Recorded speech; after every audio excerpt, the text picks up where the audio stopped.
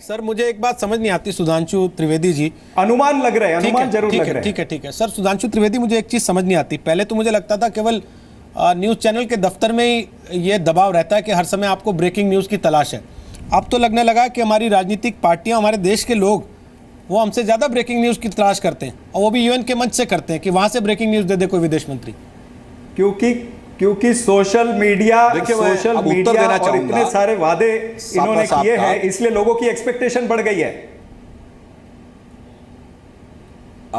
ठीक है, मैं जवाब देना चाहूंगा।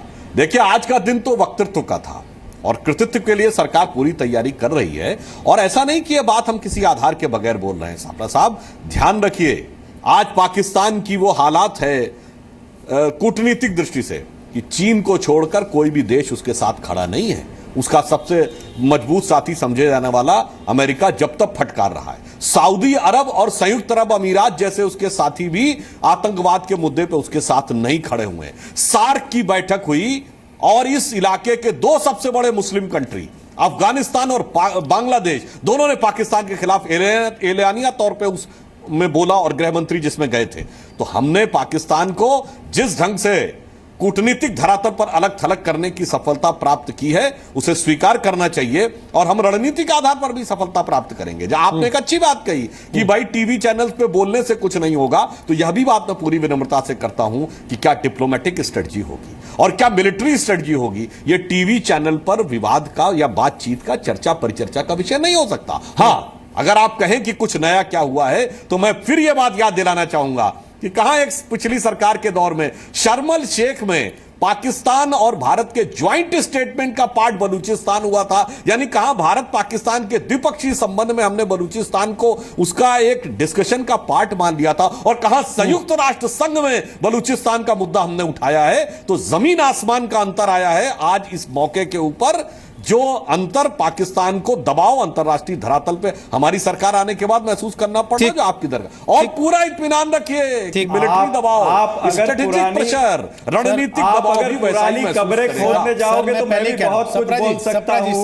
मैं भी ये कह सकता हूं कि एक तरफ आप ऊफा का क्रेडिट ले रहे थे और दूसरी तरफ आपके प्रधानमंत्री लाहौर चले गए बर्थडे मनाने के लिए। जिन आतंकवादियों की गोलियां हमारे जवान खा के मर रहे हैं, उन आतंकवादियों के देश में आप केक खाने के लिए चले गए। ये सारी बातें मैं भी कह सकता हूं। तो आप पुरानी बातों में नहीं जाइए, आज जो हुआ है उसके आगे क्या करना उस पे हम चर्चा करें तो ये शो अच्छा चलेगा। जी, आप नहीं टोकते तो मैं पहले टोकता कि शर्मल शेख से अब बात आगे बढ़ चुकी है।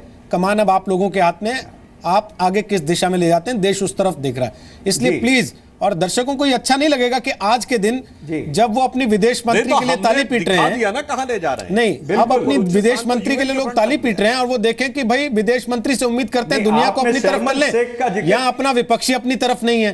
शिवशंकर मुखर्जी साहब, क्या इस चीज का फर्क नहीं पड़ता है? पाकिस्तान के टीवी चैनल यही डिबेट निकाल के दिखाते हैं उसके बाद कि ये देखिए, ये हिंदुस्तान की राजनीतिक पार्टियां हैं, आप लोगों को डरने की जरूरत नहीं है, इनका देश कुछ नहीं कर सकता है, तो आपस में लड़ते हैं।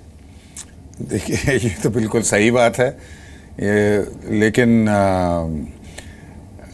मैं तो सोचता हूँ ये हमारे देश में जो लोकतंत्र है थोड़ा नॉइजी है, थोड़ा रैमबंश जिसे कहते हैं, और उसके कुछ गुण भी होते हैं। लेकिन ये तो बात सही है कि अगर हमारे पॉलिटिकल पार्टीज की तू मैं इस लेवल तक पहुंच चुकी है, as a diplomat, as a former diplomat मैं कह रहा हूँ कि ये एम्बैरेसिंग सिचुएशन इंटरनेशनली क्रिएट हो जाते हैं। अगर आप बोलें किसी दूसरे देश के फॉरेन ऑफिस में जाके, जैसे हमको हमेशा करना पड़ता है, आप ब्रीफ कर रहे हैं कि आज ये स्थिति ये है, मैं अपने सरकार की बात आपसे बात करने आया हूं, और अगर वो अच्छा पढ़ा लिखा डिप्लोमेट है, 5 मिनट बाद वो कहता है कि लेकिन आपके जो मिनिस्टर, आपके जो सीनियर अपोजिशन पार्टी, वो आपके जो ये लीडर हैं वो ये कह रहे हैं, आपके वो लीडर हैं ये कह रहे हैं, तो उसमें थोड़ा एम्बैरेसमेंट तो होगा ही।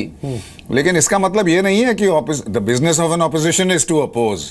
तो ये मेरे ख्याल ये डिबेट तो चलता रहेगा, लेकिन हमारे डिप्लोमेसी में, अंतर्राष्ट्रीय डिप्लोमेसी में हमें दृढ़ता से फैक्ट सबके सामने रखने चाहिए, और जो देश हैं जिनका इन्फ्लुएंस है इन चीज़ों में, उन पर खास करके हमें अपना डिप्लोमेटिक स्ट्रेंथ कॉन्सेंट्रेट करना चाहिए। मैं एक चीज आपसे पूछता हूं, एज अ फॉर्मर डिप्लोमेट, एक विदेश नीति के एक्सपर्ट के तौर पे, आप क्या मानते हैं, भारत सही दिशा में जा रहा है? आज जो हुआ उसके बाद हम एक कदम आगे बढ़े, या हम केवल भाषण का जवाब भाषण से देके उसी जगह पे खड़े? नहीं, अगर हम भाषण का जवाब भाषण से देके उसी जगह पर खड़े रहे हैं तो बिल्कुल गलत बात है। डिप्लोमैटिक, देखिए कुछ लोगों की ये आशा है कि बस 1 मिनट में कुछ एक्सट्रीम पोजीशन ले लें और करें। ये तो सेंटिमेंट, पब्लिक सेंटिमेंट जो होता है वो तो इमोशनल होता ही है, और उससे कभी कभी सरकारें भी मुड़ जाती हैं इस दिशा में जो नहीं होना चाहिए। तो हमारी सरकार अगर संतुलन से, ठंडे दिमाग से अगर अपने फ्यूचर कोर्स को चार्ट आउट कर रही है तो वो अच्छी बात है। हमारे पास कई ऑप्शन हैं, डिप्लोमेटिक ऑप्शंस हैं, मिलिट्री ऑप्शंस हैं, इकोनॉमिक ऑप्शंस हैं। इन सब को देखते हुए एक कोहेरेंट पॉलिसी बनाना पड़ेगा, जिसको सिर्फ शॉर्ट टर्म में नहीं, लॉन्ग टर्म में परस्यू करना पड़ेगा, क्योंकि ये जो निर्णय हैं ये सही है कि ये मुश्किल निर्णय हैं। सिर्फ ये कह देना कि पानी रोक दो या सर्जिकल स्ट्राइक्स कर दो, ये रूल आउट ना करते हुए, लेकिन एक कैलिब्रेटेड ऑप्शंस को देखते हुए पाकिस्तान को सिर्फ आइसोलेट करना नहीं, ऑब्जेक्टिव क्या है? ऑब्जेक्टिव ये है कि इस तरह का एक्शन लो कि पाकिस्तान अच्छी तरह समझ जाए कि वो अगर टेररिज्म एक्सपोर्ट करे भारत की ओर, भारत की हानि चाहता है, तो उसे एक बहुत ही प्राइस पे करना पड़ेगा। ठीक है, सप्रा साहब बोलिए, आप क्या कह रहे थे? नहीं, मैं भी यही कहना चाह रहा था कि हमारे ऊपर अटैक पे अटैक हो रहे हैं, तो ऐसा नहीं होना चाहिए कि गुरदासपुर पे अटैक हुआ तो उसके बाद में हम पहले वाला अटैक भूल गए, उधमपुर में अटैक हुआ तो उसके पहले वाला भूल गए, पठानकोट पे हुआ तो गुरदासपुर भूल गए, उरी पे हुआ तो हम पठानकोट भूल गए। ऐसा नहीं होना चाहिए। एक कलेक्टिव हमारी सोच को लेकर के, और सभी पॉलिटिकल पार्टियां इनके साथ है। मुंबई भूल गए। आज जो सत्ताधारी पक्ष है, सभी पॉलिटिकल पार्टियां इनके साथ में है। मैं यही कह रहा हूं कि हमको आगे बढ़ना पड़ेगा, कि हमको सार्क में आगे जाना है कि नहीं जाना, हमको बिम्स्टेक में हमारा क्या रोल होना चाहिए, ब्रिक्स में हमारा क्या रोल होना चाहिए, तब हम जाकर के अलग थलग पाकिस्तान को कर पाएंगे, अलग अलग लेवल के ऊपर। तो इसके बारे में सुधांशु जी अगर कुछ विचार रखें तो मेरे ख्याल से देश की जनता सुनना चाहेगी। सुधांशु जी बोलिए, आप पाकिस्तान को दुनिया के सामने अलग थलग करना चाहते हैं, लेकिन दुनिया के सामने जब खुद ही एक साथ नहीं दिखेंगे, देश के तमाम राजनीतिक दल देश की सरकार के सपोर्ट में नहीं दिखेंगे, तो फिर उस अलग थलग का भी क्या कर लेंगे हम लोग? देखिए, अभी बात जो मुखर्जी साहब ने कही वो बात बहुत गंभीर है और संवेदनशील है कि जब हम आतंकवाद से लड़ाई लड़ने के लिए पूरे विश्व का जनमत एक साथ करने की बात कर रहे हैं, तो उससे पहले जरूरी है कि हमारे यहाँ का जनमत बिल्कुल किसी भी प्रकार की अनइक्विवोकल लैंग्वेज में, यानी किसी भी प्रकार के किंतु और परंतु के बगैर बिल्कुल एक साथ खड़ा हुआ दिखाई दे। जैसा कि दुनिया में जितने भी बड़े देश आतंकवाद से लड़ रहे हैं, वहां कभी भी आपको दो ध्वनियां नजर नहीं आएंगी, चाहे वो अमेरिका हो, इंग्लैंड हो, जर्मनी हो, फ्रांस हो, ब्रिटेन हो, ऑस्ट्रेलिया हो, चाइना हो।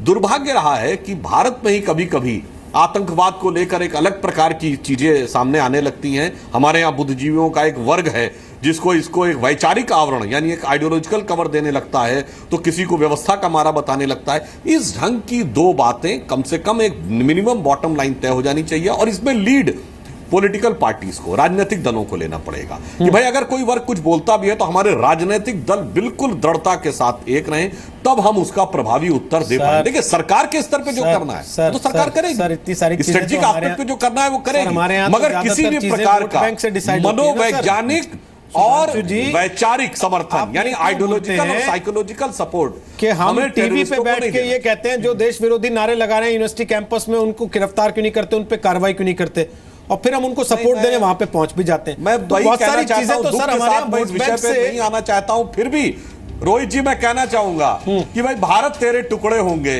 और जंग चलेगी आजादी तक नहीं, भारत की बर्बादी तक, और उस पर यदि हमारे वरिष्ठ नेतागण जाके उनका समर्थन करेंगे तो भाई फिर तो देश के लिए बड़ा मुश्किल होगा। और फिर मैं एक बात कहूंगा कि भाई हमारे देश की तत्कालीन रूलिंग पार्टी की अध्यक्षा की आंखों में आंसू आतंकवाद के आरोपियों के एनकाउंटर पे आएंगे, और कभी देश के शहीदों के लिए छोड़ते हैं इसको,